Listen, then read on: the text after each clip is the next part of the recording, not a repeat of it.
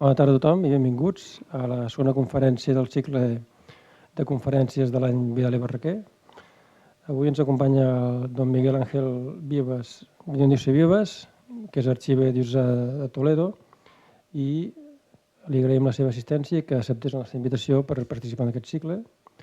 Ell és doctor en Història Contemporània per la Universitat Autònoma de Madrid, amb la tesi doctoral El cardenal Isidro Gomà i la Iglesia Española en los años 30, llicenciat en Estudis Eclesiàstics en Geografia i Història, en Antropologia Social i Cultural i en Teologia, professor de Història de la Iglesia als Instituts de Ciències Religiosos i Estudis Teològics de Toledo i arxiver a l'Arxiu Diocesà de Toledo.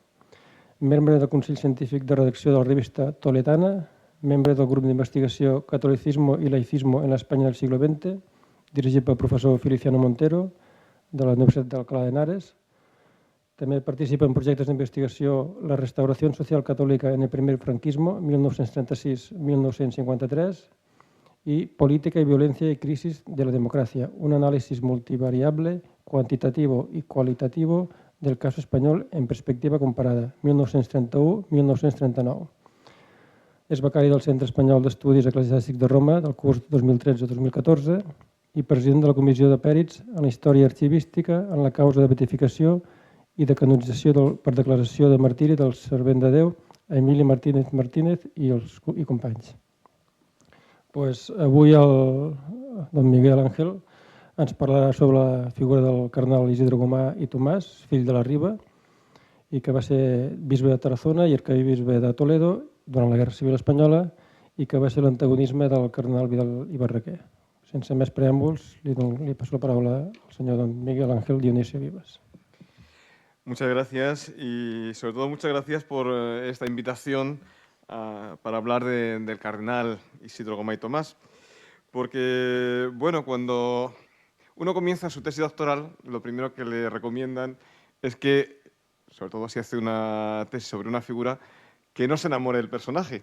Pero claro, cuando uno convive intensamente durante 5 años con un personaje, pues al final se crea cierta empatía. Y por tanto, pues para mí es una alegría poder hablar de don Isidro y además en este lugar que estuvo tan vinculado a él. La mayor parte de su vida él ejerció la docencia en este seminario de Tarragona, en el cual también estudió. Por tanto, bueno, pues repito, es una alegría y agradezco mucho esta invitación que se me hizo para poder participar pues, en este ciclo de conferencias.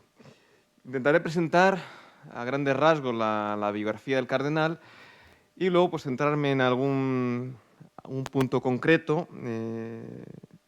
Y por último, me ha parecido interesante, y esto será quizá lo más novedoso de mi intervención, porque lo que yo les voy a decir a ustedes es un poco resumen de lo que he trabajado tanto en mi tesis doctoral como en una publicación que he hecho sobre el cardenal.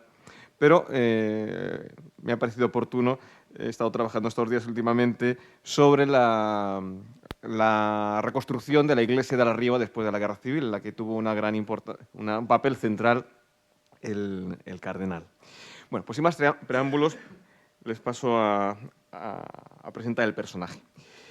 La figura del cardenal Isidro Gomá y Tomás, que nació en La Riba en 1869 y falleció en Toledo en 1940, es una de las más controvertidas en el ámbito de nuestros convulsos años 30, tanto dentro del ámbito civil como del ámbito eclesiástico. Símbolo, hasta los años 60, de una manera de entender el catolicismo. A partir de esos años, en el contexto del posconcilio y del final del franquismo, su figura empezó a recibir una serie de críticas que son continuación de las que ya había recibido a lo largo de la Guerra Civil. Y es cuando aparece esta imagen, que habrán oído sin duda, del cardenal Gomá como el cardenal de la guerra. Hoy, con más distancia y con mayor perspectiva, así como con un mayor conocimiento de las fuentes, fundamentalmente las del propio y riquísimo archivo personal del cardenal que conservamos en el Archivo Diocesano de Toledo, así junto con otra documentación, la documentación hoy en día accesible del Archivo Secreto Vaticano, la propia documentación del archivo del cardenal Vidal y Barraquer, pues podemos matizar, resituar y comprender mejor al cardenal, así como el difícil y traumático periodo que le tocó vivir, al mismo tiempo que nos alejamos de maniqueísmos y simplificaciones. Cuando nos acercamos a un personaje histórico, pues tenemos que intentar comprenderle en su contexto, comprenderle en su situación y, bueno, pues como cualquiera de nosotros, pues nuestra historia está marcada por luces y sombras, por cosas positivas y por cosas negativas. Entonces no se trata, los historiadores al menos no debemos hacer de jueces de la historia, sino manifestar, intentar ayudar a comprender a los personajes y comprender el periodo. Y bueno, pues luego podemos tener mayor o menor simpatía por los personajes, pero, repito, no se trata de juzgar y mucho menos de presentar ni leyendas rosas ni leyendas negras. Repito, que los personajes históricos, cualquiera de ustedes tiene que fijarse en sí mismo. Todos, repito, tenemos nuestra luz y nuestras sombras y así tendremos que intentar pues, comprender a los personajes de la historia. Algunos rasgos biográficos del cardenal. El cardenal Gomá nació en el pueblo de La Riba el 19 de agosto de 1869 y al día siguiente fue bautizado en la iglesia parroquial de San Nicolás con el nombre de Isidro Matías Juan. Sus padres José Gomá Pedrol y María Tomás Bosch. Su padre, fabricante de papel, marcó un aspecto de la vida del cardenal poco estudiada, pero que algunos documentos ponen de relieve la preocupación social dentro del gran auge que tuvo el catolicismo social después de la Rerum Novarum de León XIII. Pues su padre solía sentar a la mesa de la casa familiar, juntamente con los hijos, a los obreros que trabajaban en la fábrica. Su madre, de profunda religiosidad, influyó en la vocación del joven Isidro, así como un párroco ejemplar, Antonio de Almau, que más tarde sería misionero, hijo del Inmaculado Corazón de María. El joven Gomá estudió en los seminarios de Montblanc y de Tarragona, donde realizó una brillante carrera, obteniendo notas excelentes, y se ordenó presbítero el 8 de junio de 1895. Posteriormente completaría su formación alcanzando los grados de doctor en teología y más tarde doctor en filosofía y derecho canónico. Esto hizo, esta sólida formación tan amplia, realmente una figura brillante, una figura muy, muy rica desde el punto de vista intelectual, pues hizo que tras un periodo de actividad pastoral directa en la parroquia del Carmen de Valls y más tarde en Montbrió del Camp, pues pasara al seminario, a esta casa, donde desempeñó la función de profesor de diversas materias y también durante un periodo de tiempo fue rector. Al mismo tiempo, previa oposición, también muy brillante, como se puede comprobar en la documentación existente en el archivo diocesano, pues llegó a ser beneficiado y más tarde canónigo de la SEO tarraconense, alcanzando la dignidad de arcediano de la misma. Bajo diversos arzobispos ocupó los cargos diversos cargos de responsabilidad, fue provisor del arzobispado, juez metropolitano, decano de la Facultad de Filosofía, etcétera, etcétera. De un modo muy especial se dedicó al ministerio de la predicación. El cardenal, en estos momentos miembro del Cabildo de Tarragona, pues solía ser invitado a predicar, pues no solamente en los pueblos de alrededor de Tarragona, sino pues por todo el ámbito español. Y un hombre, es una cosa exquisita comprobar el archivo del cardenal, guardaba todo. El archivo de don Isidro, que en parte ha sido publicado por el Consejo Superior de Investigaciones Científicas en lo que se refiere a los años de la Guerra Civil, pues es riquísimo. Al día de hoy tenemos 64 cajas y siguen apareciendo más documentos del cardenal. Bueno, pues conservaba, y se conserva además unos estuches que mandó a hacer exprofeso, todas las homilías que él fue predicando a finales del 19 y principios del 20. Que es una joya para conocer la homilética de aquel periodo. Y que, bueno, pues si alguien se anima a trabajar, sería un una investigación muy interesante. Entonces, él era un predicador brillante y al mismo tiempo, otra faceta, la de conferenciante. Él participa en diversos congresos, tanto nacionales como internacionales. Él viajó también mucho, era un gran viajero. Tuvo una producción literaria intensa, escribió libros, hizo muchísimas conferencias, como les decía. En la Catedral de Tarragona, en diversos momentos, tuvo a su cargo la realización de la predicación en las exequias de los arzobispos, que siempre tenía lugar una oración fúnebre muy solemne, pues él era el encargado de hacerla. Colaboró en muchísimas revistas, escribiendo artículos de todo tipo. Luego le daré referencia a los artículos que escribió en una publicación propia del pueblo de la Riba, a principios del siglo XX.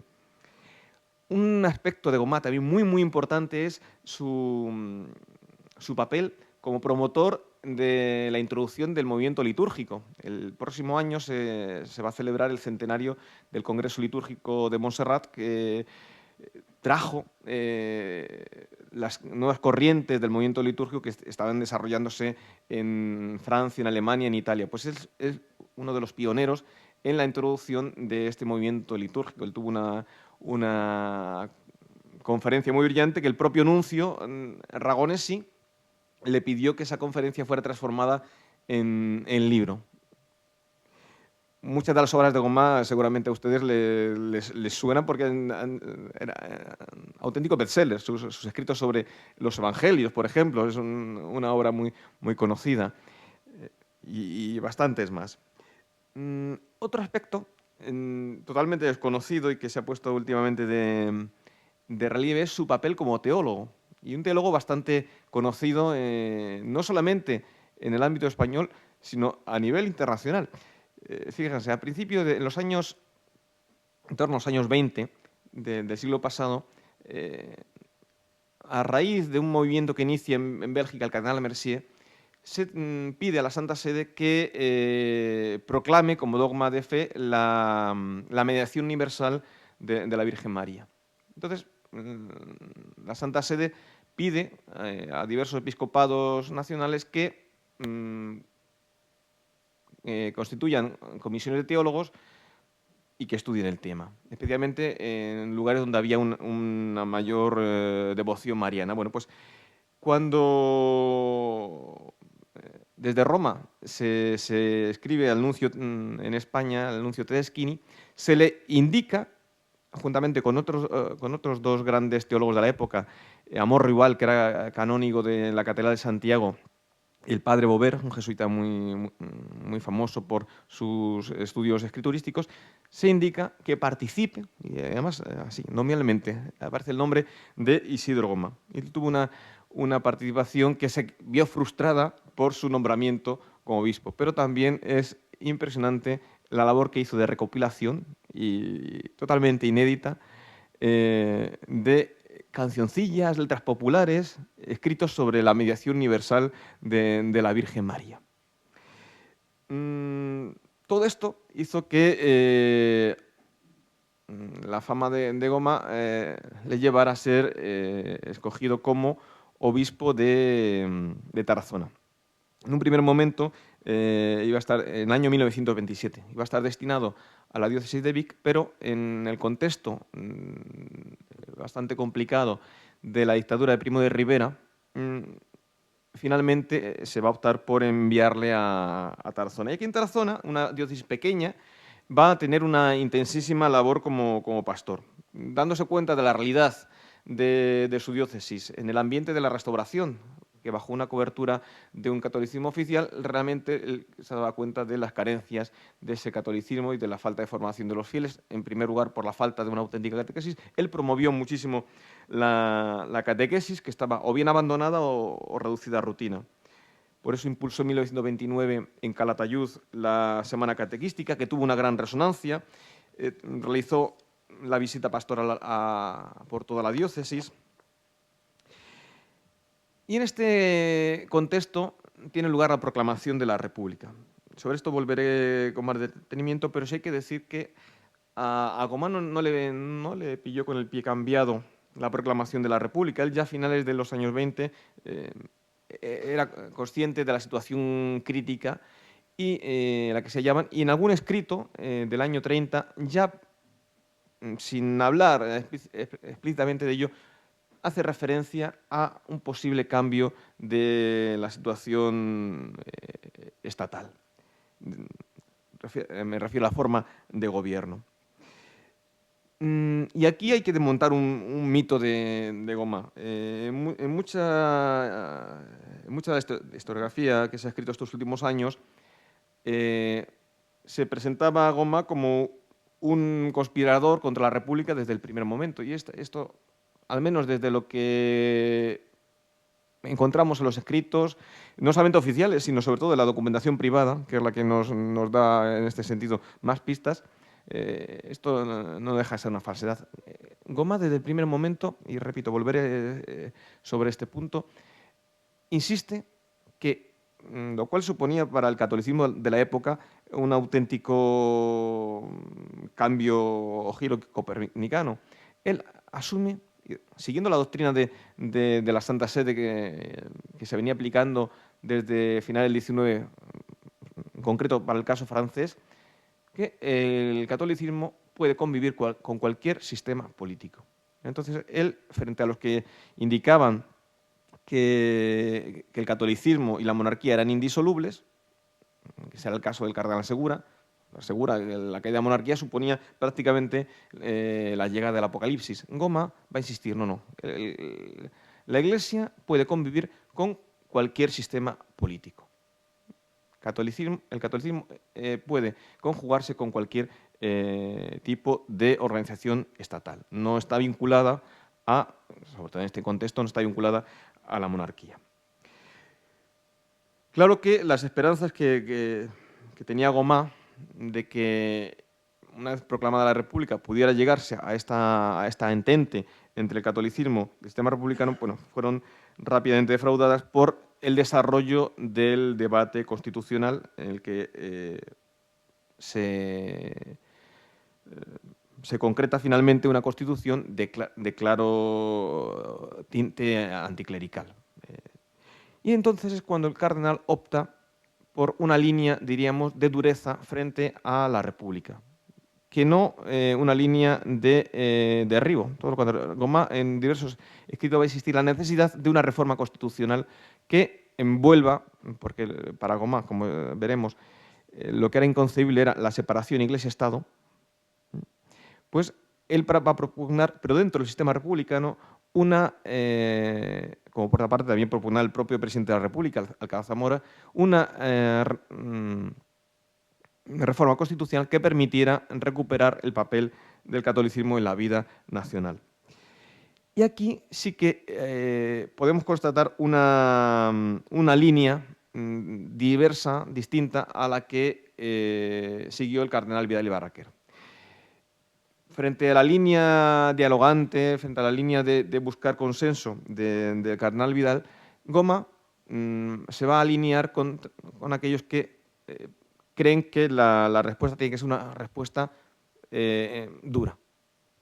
Estamos intentando dialogar, como no vemos que haya por parte del gobierno republicano una recepción positiva de este diálogo, pues quizá habría que optar por la línea de dureza.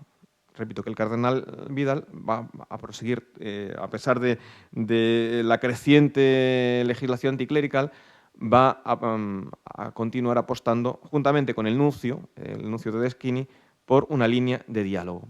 Solamente en 1933 cambiará esta línea por parte de la Santa Sede, y eso tendrá que ver mucho con el traslado de Goma a Toledo. En 1933, sobre todo a raíz de la aprobación de la ley que concretaba las medidas anticlericales que se propugnaban en la Constitución, pues el Papa Pío XI va a proclamar, va a publicar una encíclica, Dilectissima Nobis, muy dura en relación con el gobierno republicano, y en ese momento, desde Roma, se va a optar por sustituir la línea de diálogo que había venido imperando hasta ese momento por una línea de dureza. Y por eso se traslada a Gomá de Tarazona a Toledo, pensando que Gomá va a ser el que puede encabezar ante el aparente fracaso de la opción dialogante, puede asumir esta línea.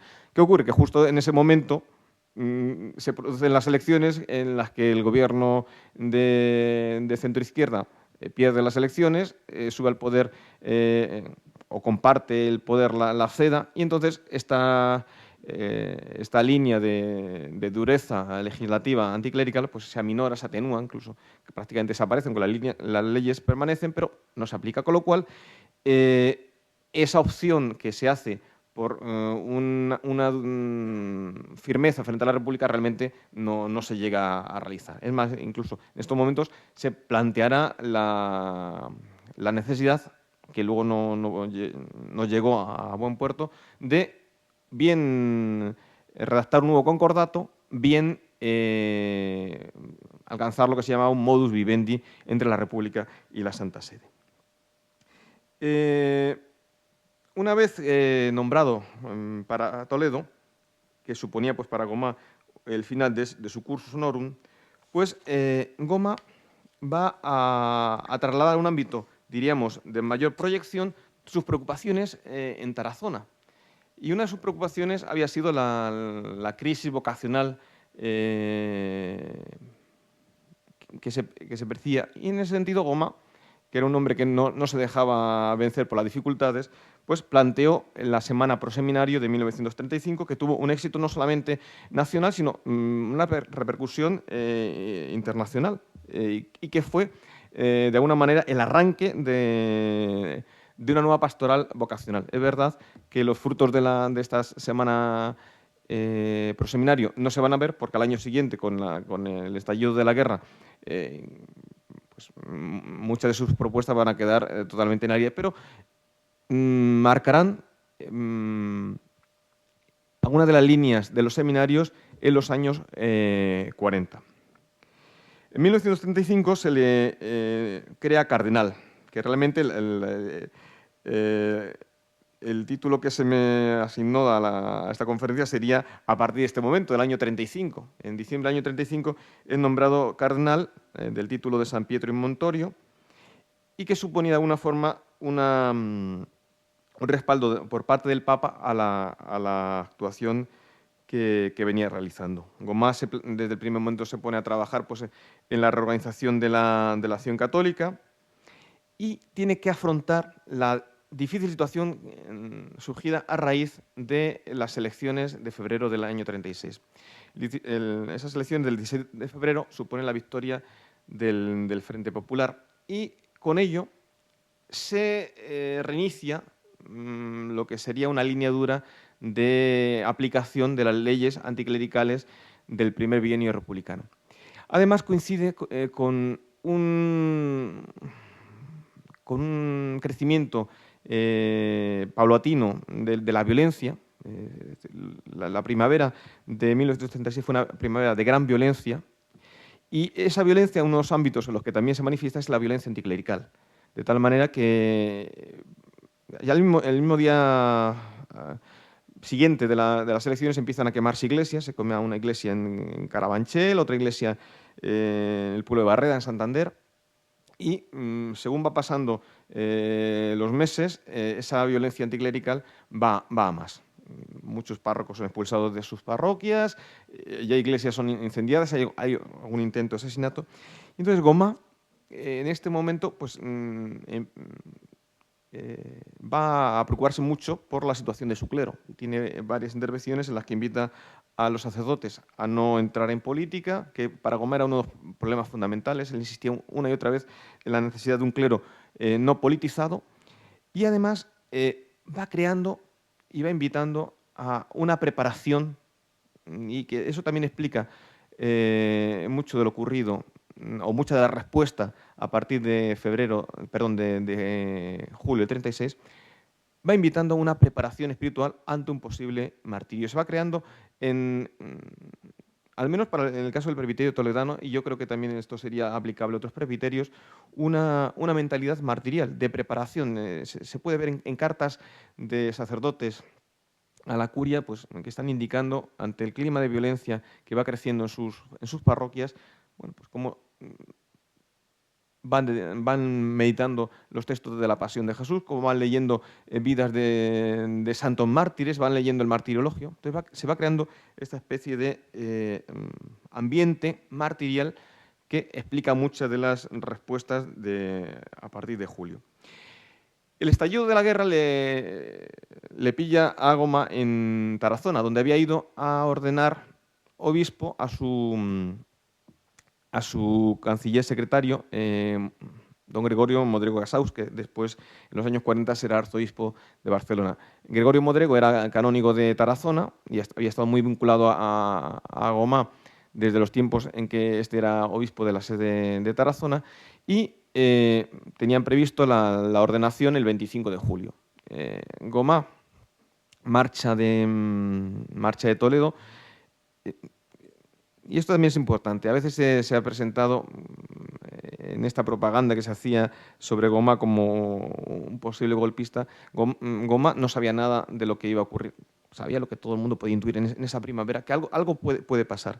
Es más, curiosamente, él tiene una carta, escribe al cardenal Vidal diciéndole que todavía no sabe dónde va a pasar el verano, y como él tenía problemas de riñón, él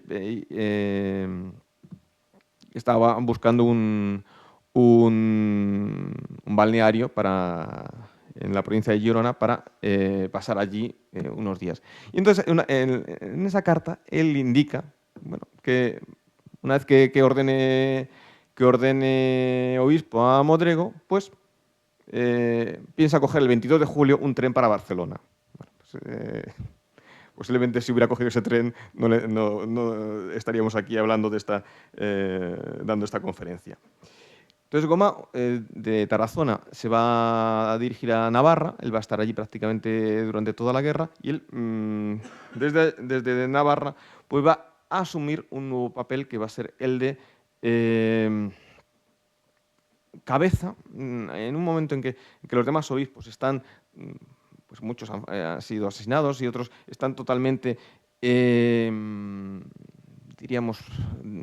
desnortados, no saben por dónde tirar. Gomá va a asumir su papel de auténtico cabeza director. Y además, en diciembre, en su viaje a Roma, va a ser nombrado por parte de Pío XI representante oficioso de la Santa Sede ante el gobierno de Franco. A partir de aquí, Gomá va a tener un papel central. Hay aspectos pues, muy polémicos, como el de la carta colectiva, pero también hay un aspecto que yo creo que merece la pena insistir, que será ante la amenaza, que era cada día más patente, de una infiltración nazifascista a través de la Falange. Gomá va a ser un auténtico muro de contención, porque veía, si él durante la época republicana había una y otra vez defendido que catolicismo y patria eran algo consustancial, inseparable, y la política laicista de la República lo veía como una amenaza, él a partir de ahora va a ver como una amenaza esta progresiva infiltración de la Falange y de la mentalidad. Y además, es cierto, a través de falanges, Alemania está intentando introducir una especie de una cuña, y él vio rápidamente el peligro, de tal manera que además conocía bastante bien el pensamiento nazi. En su biblioteca él había leído por traducciones francesas a algunos autores, y entonces él, siendo consciente del paganismo que suponía la ideología nazifascista, une otra vez, y esto es clave para entender muchas de sus intervenciones a lo largo de la guerra y muchos de sus escritos. Por ejemplo, es muy curioso. Él en la carta colectiva del 37, curiosamente, frente a lo que siempre se suele decir, cuando uno lee la carta, él niega que la guerra sea una cruzada. Pero 2 años después, él dice que sí. su carta pastoral del año 39, Catolicismo y Patria, él dice que sí que ha sido una guerra de carácter religioso. Bueno, ¿por qué se explica este cambio? Pues porque durante el año 37-38 hay por parte de Falange, y repito, detrás de Falange está Alemania fundamentalmente, hay un intento de plantear la guerra como un proceso de construcción de un nuevo Estado y un Estado que se inspira directamente en Alemania o en Italia, más en Alemania que en Italia.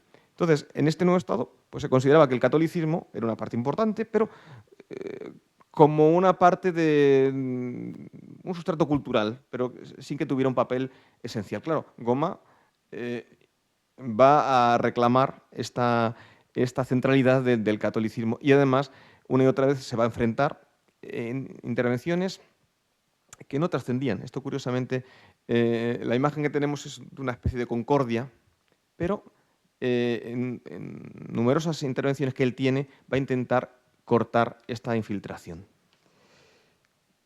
Ya adelanto que él morirá con la sensación de que no lo ha conseguido y con una sensación de profunda frustración. Pensará que su apuesta ha resultado un fracaso y que él muere pues, en el momento en el que Serrano Suñer es la gran estrella del régimen y que toda su apuesta sería un total fracaso. Luego también es importante, Goma,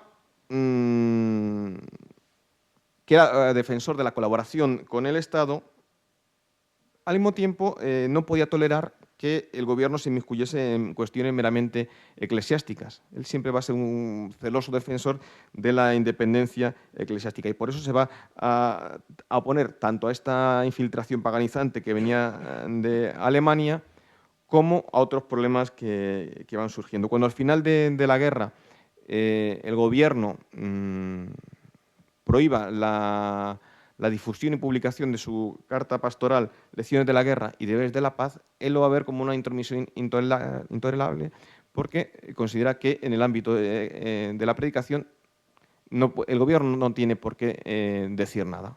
Es más, aparte considera que es una auténtica humillación después de toda la apuesta que él había hecho durante la guerra civil. Consumido por el cáncer, que su afección de riñón se había ido agravando también por los avatares de la guerra, pues consumido por el cáncer, el cardenal fallecerá en Toledo el 22 de agosto de 1940. Si a grandes rasgos sería la vida del cardenal. Ahora quisiera detenerme en un aspecto que es conocido, que ha sido trabajado, pero que además yo creo que es clave para entender muchos de los acontecimientos de los años 30, que es el desencuentro permanente entre el cardenal Goma y el cardenal Vidal. Desencuentro, diríamos, sobre todo a nivel personal, porque curiosamente a nivel de pensamiento está mucho más próximo de lo que a priori podíamos pensar. Es una oposición entre ambos, un enfrentamiento, una antipatía mutua, pues muy humana. Pues que a veces uno se sorprende cómo dos figuras de esta categoría podían llegar a esta antipatía mutua. Pero bueno, cualquiera tenemos experiencia de que en la vida a veces nos encontramos con gente que, por lo que sea, no nos cuadra o no le cuadramos y bueno, nos podemos pasar la vida sin poder ver a una persona. Bueno, pues es muy humano. Entonces, repito que como decía al principio, cuando nos acercamos a los personajes históricos, hemos de sentirlos como personas de carne y hueso como nosotros, con nuestras virtudes y nuestros defectos.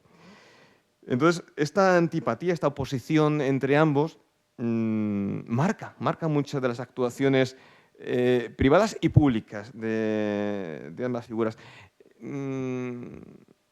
Cardó, sobre el que les van a hablar en una próxima conferencia, en una de sus obras, sobre todo en el capítulo séptimo de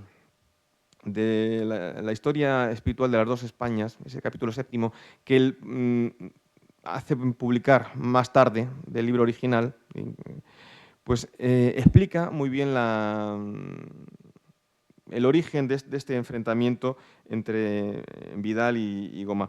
Un poco también lo hace, y hay que entender el texto, en el contexto difícil de la posguerra, con Cardón en el exilio y muy cercano al cardenal Vidal, pero él intuye, y yo creo por lo que se ve en la documentación, parece que es así, que el conflicto surge a raíz de la destitución de Goma como rector del seminario. Destitución en la que todo el mundo veía pues, en ese momento Vidal vicario general, que había sido una decisión personal de Vidal. Yo creo que esa destitución pudo ser quizá la manifestación externa de esta antipatía mutua que ellos tenían, pero yo creo que tenía una raíz más antigua y más humana. Pues de estas, los grandes personajes también tienen sus grandes defectos. Los que son medianos, pues tenemos defectos a lo mejor medianos. Bueno, pues imagínense, Goma había tenido una carrera brillante y era un hombre en gran medida hecho a sí mismo. Un hombre de estudios profundos, un hombre de un saber, diríamos, casi universal, y que iba haciendo su cursus honorum pues poco a poco. Y en este contexto, Vidal viene de Barcelona, donde ha cursado estudios civiles, que en aquel momento ya alguna prevención en esta mentalidad que, como podía haber a principios del siglo XX, en ámbitos eclesiásticos, a veces un poco cerrada, pues ya se tenía cierta prevención. Pero además, Vidal hace una carrera eclesiástica corta. El propio Cardó insiste que Vidal no tenía una profunda formación teológica, dado que pues estos estudios. Pero Vidal, una vez que llega a Tarragona, gracias a que un tío suyo había sido vicario general, pues rápidamente se incorpora a la curia y tiene, bueno, como dicen ustedes, pues también un brillante cursus honorum. Bueno, pues supongo que esto entre ambos ya les hizo tener ciertas suspicacias. Y esto se fue acrecentando con el paso del tiempo. Si ustedes leen sus cartas, son de una cortesía exquisita. Pero luego, cuando uno entrelee lo que está debajo, pues no dejan de lanzarse pues, algunas pollas profundas. No voy a insistir, bueno, el texto lo van a tener ustedes a su disposición y ahí lo detallo más, pero sí que explica, repito, muchas de esas actuaciones a nivel de los años que coinciden Gomá y Vidal en Tarragona. Es famosa la anécdota que Vidal, cuando vuelve de Solsona como obispo de Tarragona, pues aquella afirmación de Goma de que según entrara Vidal por una puerta, él saldría por otra. Bueno, luego el nuncio Aragonesi le aconseja que haga las paces, hacen las paces, aparentemente. Luego no fue realmente así. Por ejemplo, el caso del fallido nombramiento de Goma como obispo de Gerona. El año 1920 iba a ser nombrado obispo, estaba ya todo hecho, y unos informes que llegan directamente a la Santa Sede sin seguir la vía ordinaria, unos informes que llegan por indicación del cardenal Vidal por medio del rector del Colegio Español, Giovanni, que había sido el sustituto de Goma como rector del seminario y que habían tenido sus más y sus menos, más bien sus más que sus menos, pues aquel informe de Giovanni impidió el nombramiento de Goma, de tal manera que el propio Vidal debió asustarse de aquello que llegó sobre Goma y va a empezar a insistir en que le hagan obispo, que este señor merece que sea obispo, que es una de las figuras más brillantes del clero y que además que nadie se explicaba cómo un señor de tanta categoría no hubiera alcanzado ya el episcopado. Finalmente, en el año 27 va a ser hecho obispo de Tarazona, como les he dicho, con mucha insistencia por parte de la Santa Sede.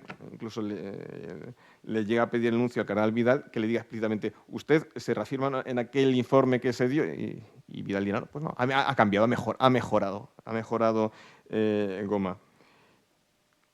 y realmente su nombramiento, yo leí la carta que escribe el arzobispo de Toledo, Rach Casanova, que era el presidente de la Junta de Patronato Eclesiástico, que se encargaba de hacer las propuestas para las sedes episcopales, y los informes sobre Gomá son excelentes, y todos los demás informes que podemos encontrar son realmente excelentes.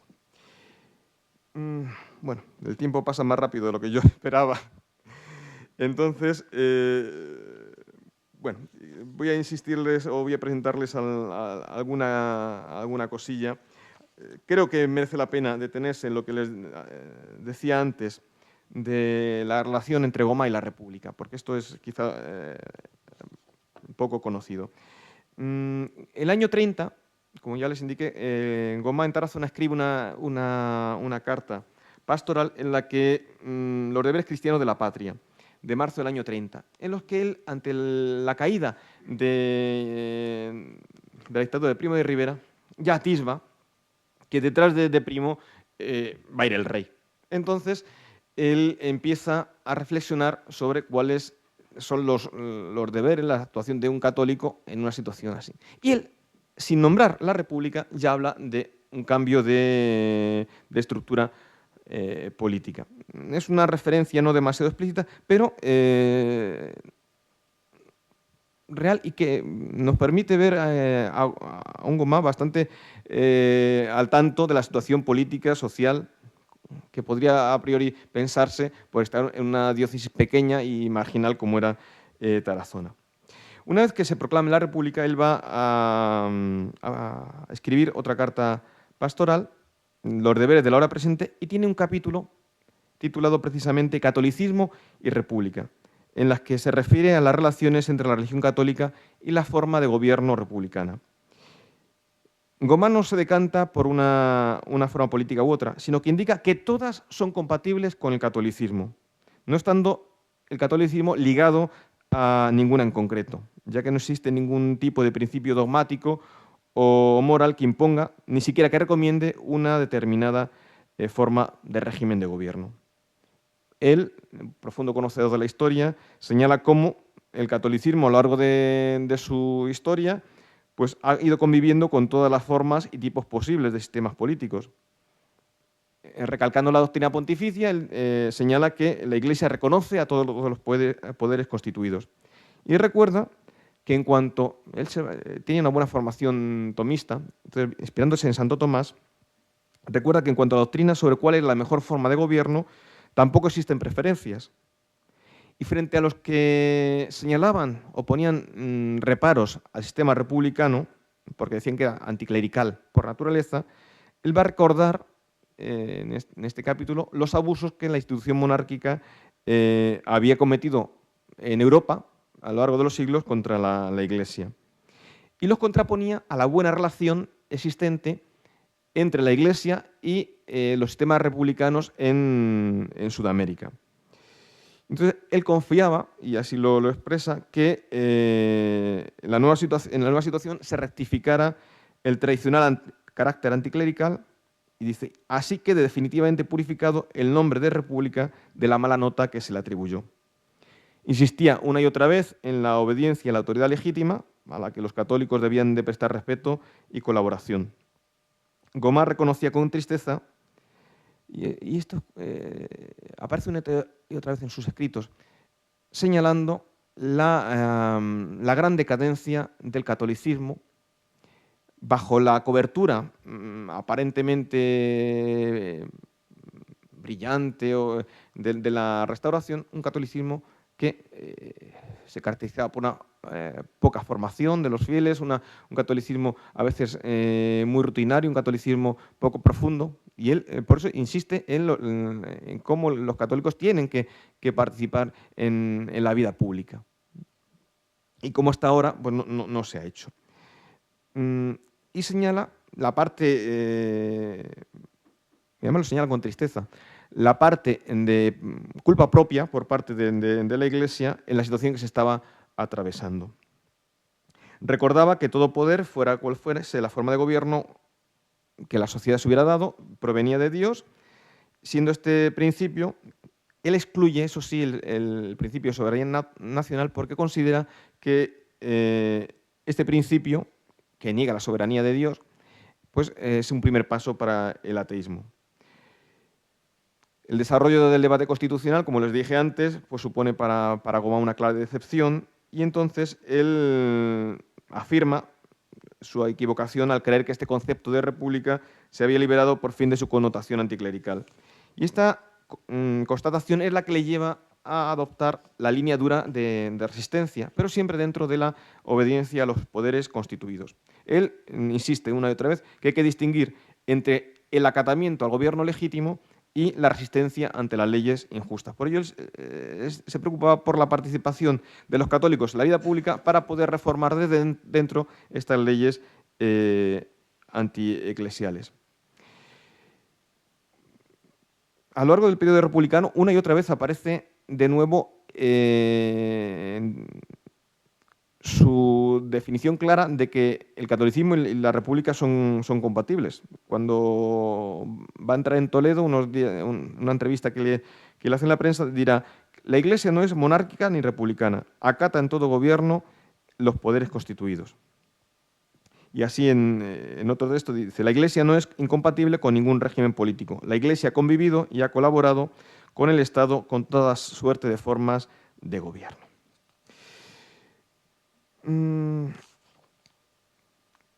Como me parece que quizás es interesante que al final puedan ustedes intervenir, me voy a saltar todo lo que tenía aquí preparado sobre la actuación del cardenal durante la guerra y me voy a aterrizar en este punto que les decía que es quizá lo más novedoso de lo que he preparado, porque bueno, puede ser...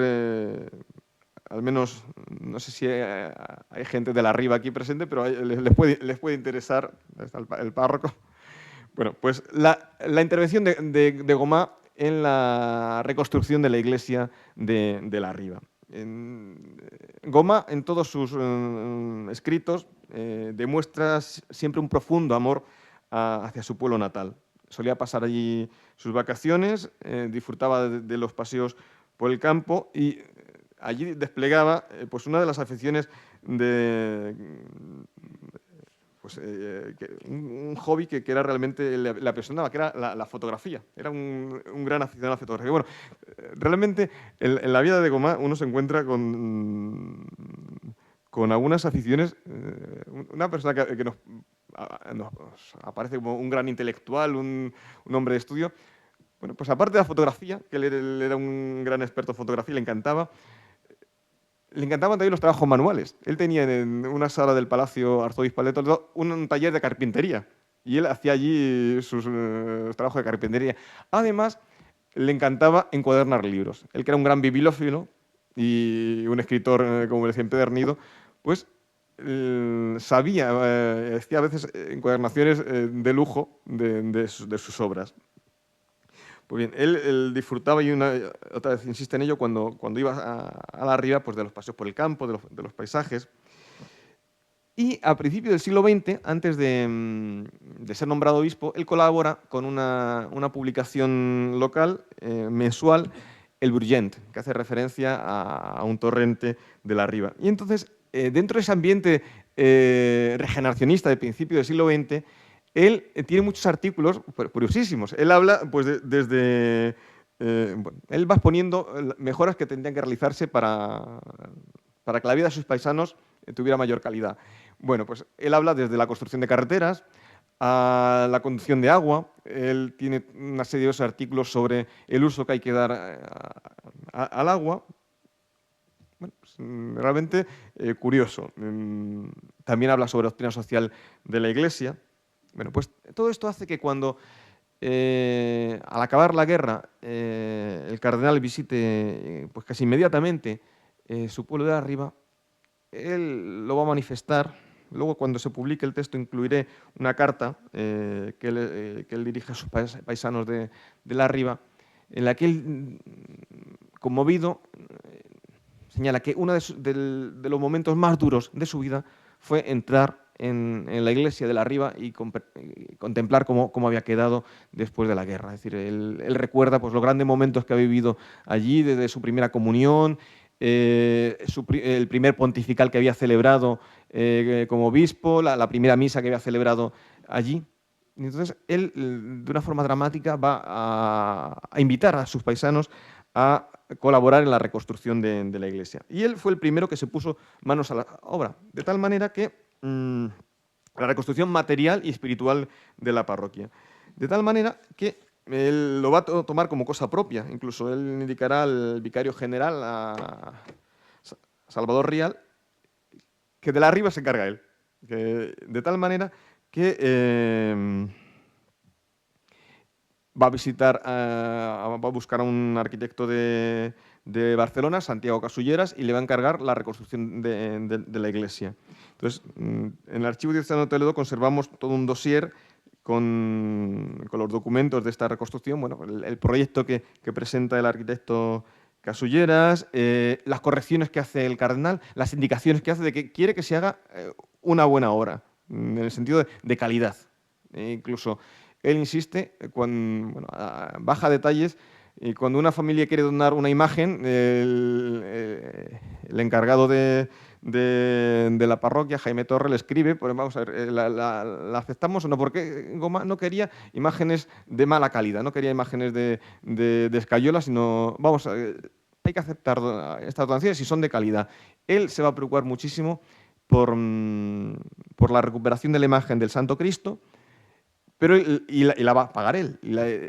Y hay que buscar una imagen que no sea en serie. Una imagen, él dice, que Casa de Barcelona es buena en imaginería y que allí se le encarga al ecónomo de la parroquia que él busque una buena imagen y él la pagará. Entonces, de la reconstrucción del retablo, bueno, pues Gomá le envía, a través de su hermano Matías, envía al arquitecto Casulleras una fotografía de las que había hecho él sobre el antiguo retablo de la iglesia de San Nicolás para que se intente recuperar y hacer un retablo lo más parecido posible y que se recupere el esplendor de la iglesia. A través de las cartas se puede ir siguiendo los diversos momentos de esta reconstrucción. Él una y otra vez va a escribir a Madrid para conseguir los permisos del gobierno, para que se facilite con el gobernador provincial de Tarragona para que esto sea prioritario. De tal manera que el 25 de septiembre, tal y como informaba el sacerdote encargado de la Riba, comenzaron las obras de la iglesia. Al mismo tiempo de esta reconstrucción material, él se preocupó por la restauración espiritual de la parroquia, de tal manera que invitó al párroco a organizar unos actos de desagravio por el saqueo y destrucción de la iglesia y que sirvían también para renovar la vida cristiana de la parroquia. Entonces se hizo un triduo en el 26, 27 y 28 de octubre, se celebraron unos cultos públicos en desagravio y en el programa que se hizo aparecía la carta que escribió el cardenal a sus paisanos. Y en esta carta, pues él señalaba, como les decía antes, con nostalgia, pues todos los momentos vividos en la destruida iglesia.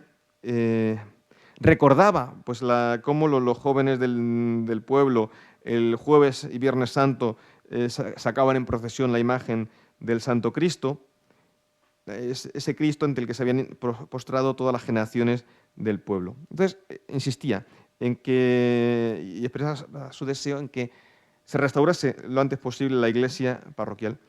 Y por ello, aprovechando su estancia en Roma con motivo del cónclave en el que se había elegido a Pío XII Papa, él trajo un unos crucifijos pequeños para regalar a sus paisanos de la Riba. Yo recuerdo hace unos años cuando estuve en la Riba con motivo de mi investigación doctoral que me enseñaron algunos de esos crucifijos que se conservan con mucho cariño. Y es más, no solamente cuando Mosén Torres le diga, pues hemos repartido todos y los hijos de la Riba que estaban fuera que viven fuera también lo quieren. Bueno, pues encargó otra nueva remesa a Roma y le pide que le diga cuánta gente lo necesita para poder enviárselo.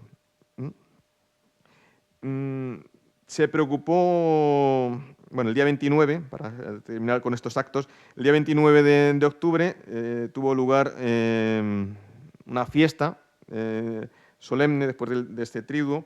Bueno, pues les digo un poco el programa para que vean, un día intensísimo. A las 6:30 de la mañana comenzaron con misa rezada, con homilía.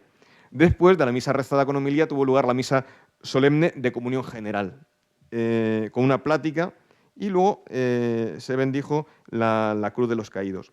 A las 11:30, conferencia para jóvenes y muchachas. Y por la tarde, a las 3 de la tarde, otra función religiosa con la bendición de la imagen del Cristo. Un rosario por el pueblo, un miserere, procesión, sermón, adoración de las llagas a Cristo crucificado y luego, como final del acto, la entrega a cada uno de los cabezas de las familias del pueblo este crucifijo regalo del cardenal. Y por último, pues una conferencia en la que se habló de la carta pastoral del cardenal, lecciones de la guerra, deberes de la paz. También, aparte de la preocupación por la restauración material de la Iglesia, por la restauración de la vida espiritual de la parroquia de la Riba, él se preocupó también por paliar muchas de las necesidades materiales de sus paisanos. Procuró ayudar a un muchacho del pueblo que marchó al seminario. Él se encargó de pagarle la pensión en el seminario. Al propio sacerdote le enviaba pues, ayuda económica en forma de intenciones de misas y también le pedía, ¿qué necesitáis en la parroquia? Bueno, pues Mosén Torres le dice, pues, me haría falta para la catequesis una máquina de proyección de cine. Bueno, pues el cardenal se encarga y al final se la regalan al cardenal para que él la regale a su parroquia de la Riba. Cada vez que iba algún pariente suyo a Toledo y después volvía a la Riba, pues le daba dinero para que ayudara al párroco, para que ayudara a las necesidades de la parroquia.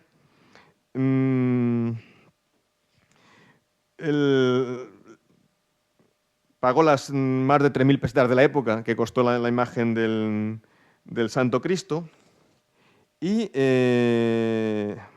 bueno, pues siguió preocupándose, tiene una correspondencia muy frecuente con el arquitecto Casulleras para decirle que avance la obra de la Iglesia.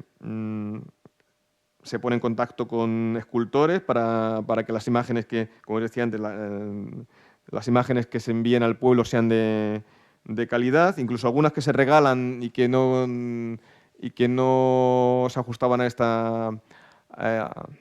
este nivel, como por ejemplo a finales del año 39, pues han regalado una imagen de Santa Lucía y una imagen de San Andrés y que había que celebrar la fiesta. Entonces el párroco le dice, bueno, he aceptado las imágenes porque podemos sacarlas en procesión, pero las voy a destinar a esto y ya buscaremos más adelante unas buenas imágenes para la parroquia.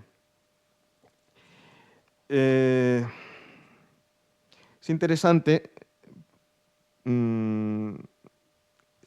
porque así porque refleja un informe del arquitecto Casulleras la situación de cómo estaba la iglesia de la Riba justo antes de que se inicien las obras de reparación. Pues, rápidamente esto se lo expreso para que pues, vean un poquito. La iglesia había sido incendiada sin que, según el informe del arquitecto, el fuego causase daños muy importantes en la estructura.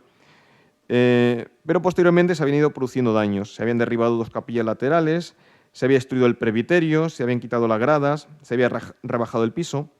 El pavimento había desaparecido totalmente al ser utilizado para diversas funciones. La carpintería, la vidriería, la pintura había desaparecido. Las bóvedas estaban llenas de grietas.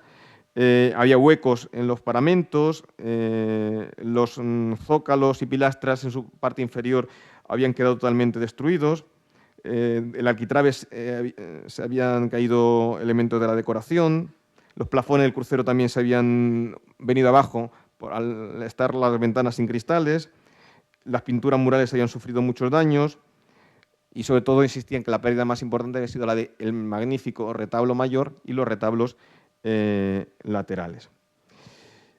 A continuación, pues el arquitecto pasaba a detallar las intervenciones que iba a realizar. Y aquí el cardenal, bueno, pues una vez más muestra su preocupación y su interés por la reparación de la iglesia cuando le dice, bueno, porque el arquitecto le habla de una pila, pienso en el proyecto colocar una pila de piedra. Y el cardenal dice, no, la pila de piedra no la sitúe porque ya he encargado yo a Talavera una pila de cerámica que yo cuando la vi, en la arriba tiene una joya porque esa pila de cerámica de uno de los mejores ceramistas del siglo XX, Ruy de Luna, bueno, desde el punto de vista artístico es una cosa única. Y el valor artístico y el valor crematístico es realmente es una joya que yo invito a que conserven y cuiden con gran delicadeza. Igual que el Zócalo también lo encargó a este ceramista, a Ruy de Luna, y lo pagó. Y así aparece en la pila, aparece el escudo del cardenal. A partir de enero-febrero del 40, el cardenal empieza a notar que la enfermedad puede con él, es consciente de que le queda poco tiempo, la enfermedad renal se manifiesta como un cáncer y él, además, un hombre que es muy activo, se encuentra que no se puede mover, y a pesar de eso, una de sus principales preocupaciones fue, e insiste en la restauración de la iglesia. Y en una carta al gobernador civil le dice, por favor, me gustaría, él consciente de que va a morir antes de mi fallecimiento, que quede resuelto todo el expediente de reparación de la iglesia. Para la celebración del culto, el cardenal envió una caja de ornamentos. Más tarde enviará pues, que tenía un copón precioso que también lo va a enviar. Y ya por último, pues casi a punto de fallecer, pues va a terminar de completar la aportación económica de unas 25.000 pesetas de la época para la reparación de la iglesia. Y poco más pudo hacer el cardenal. Agravada su enfermedad, fallecía, como les indiqué, el 22 de agosto en Toledo.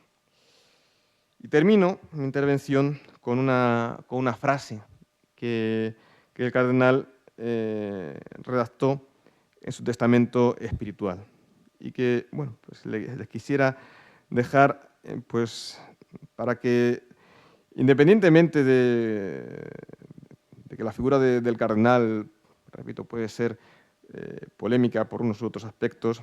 Yo repito, soy poco objetivo porque 5 años con una persona conviviendo día y noche, sobre todo porque ya al final de la tesis uno sueña hasta con su personaje investigado, pero un personaje que yo creo que es una de las grandes figuras de esta iglesia diocesana de Tarragona, y él en su testamento espiritual lo quiso expresar. Quiero recordar a la diócesis de Tarragona, que me formó para Dios y el sacerdocio, y particularmente para mi parroquia de la Riba, donde nací para el mundo y para Jesucristo. Muchas gracias.